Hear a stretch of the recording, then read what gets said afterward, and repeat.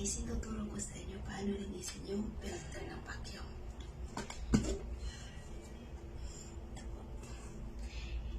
Ikot mo lang po. Ito.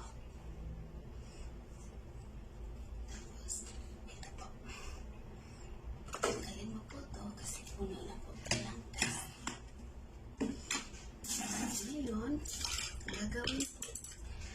Brush po natin. Ito po ang gagamitin. Stick and toothbrush. Ito. Brush na po yan. Kasi kapag puno na po ito, hindi na po ito magagamit. Hindi na po humihigop na. Balik po. Hindi na po magagamit. Kasi pag puno na po ito, hindi na po humihigop na. Balik po. Yan na po tanggalin yung mga dust.